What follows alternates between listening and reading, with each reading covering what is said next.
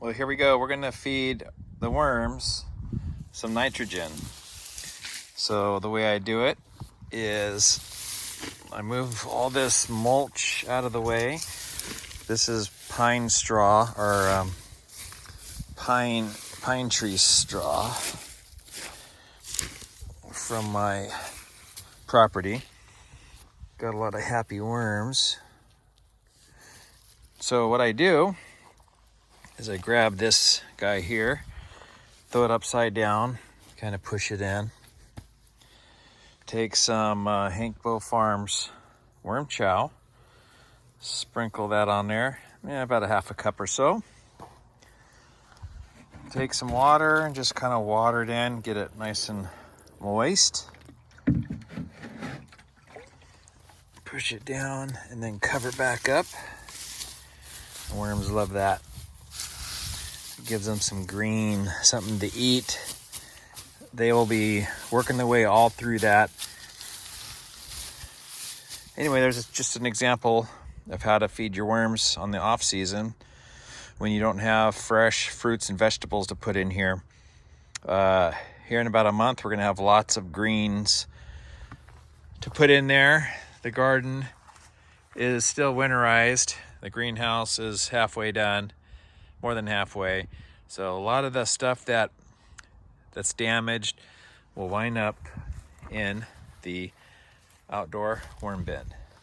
There's a good fellow there. He's waiting for some strawberries. I wanted to show you my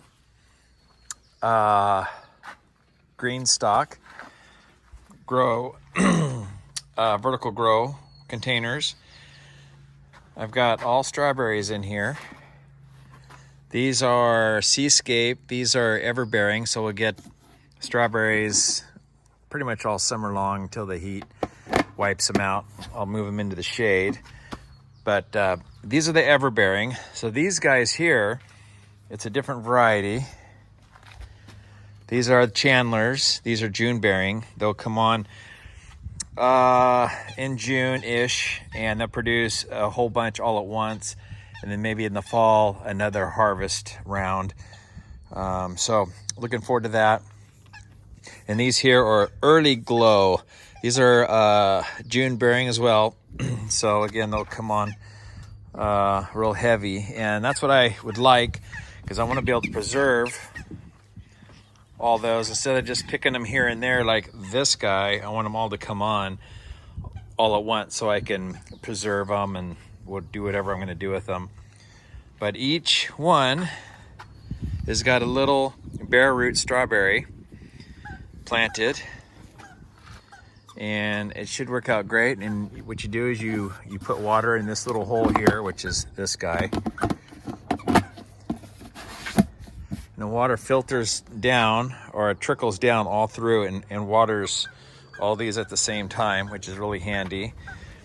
And what you want to do is you want to come out here every time you water and just turn them a little bit, just so they get even sun. But really, it's they're going to get plenty of sun. So these are some of the strawberries that I planted today. Where's your toy? Huh? Where's your toy, buddy? It's not up here. Go get your toy. Let's go. Well, you know it's spring when those babies pop up. There's the little brothers. But asparagus is coming up. That time of year, we've got more down there. Pretty soon, there's just going to be nothing but asparagus over here. Love it. Here's the strawberries that I planted today. These are Chandlers. Those are Chandlers. These are June bearing, so they'll all come on at once. And I want to show you something a little interesting. So each one of these boxes, all down the line, have their own little worm farm in there. Let's check this guy out. I'm waiting for my worms. I don't have them yet, but I've got everything in there prepared. I've got cardboard, paper, there is coffee grounds, and some corn, which actually I'm just getting ready to feed. or put some more in the containers. They're right here. We never did get around to eating these. These are last year's corn. So I'll be putting those in there. But each one of these little worm farms is going to get some of my worm chow. Hank Bull Farms worm chow. This has got everything in there that it needs. It's got the grit. It's got corn. It's got all kinds of good stuff in there. Just going to sprinkle some in here. Mix it in so it can get all moistened up. And I should be getting about 5,000 worms delivered in the next maybe 2 days from now. And each one of these containers are going to get a load of worms. Cut down on the fertilizer. The worms go in and out of the containers. There's holes all in the containers, so as the worms want to, they can explore and go into the bed. Also, underneath this container, it's open. Even though there's plastic down here, earthworms, natural earthworms can come up and come on into my worm bed, go into the little worm farm they can eat, and everybody's all happy in here. That's the game plan. But we got 10 beds. Each one's got its own little worm farm. Also, blueberries are coming on. They're getting there. Everybody's blooming, or breaking bud they call it. But these are all going to be, these are all going to be blueberries. Where you see the little flowers. We're going to have a whole bunch. Hopefully we have a good year. Looking good. Also, what I do for happy worms, take about a tablespoon of this blackstrap molasses. It's got to be unsulfured. If it's not unsulfured, it could kill the worms. So you take that, you fill it up, fill the container up, and we're going to go out there and we're going to water our worm bed.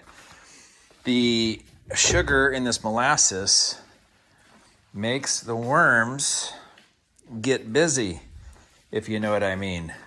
They like making babies because the sugar is the bomb. You know about the bomb, Jerry. You got the A, you got the B, you got the C, and then you got the D. That's the biggest. If you know, you know. Well, let's put some sugar water in there, that molasses. So if you look, you can see the holes. You drill lots of holes in there. That way the worms can go in and out. These little holes up at the top are right at the edge. So you get a little bit of air in there because worms do need air. Get the worm chow in there. And we're gonna water this with a little bit of that molasses.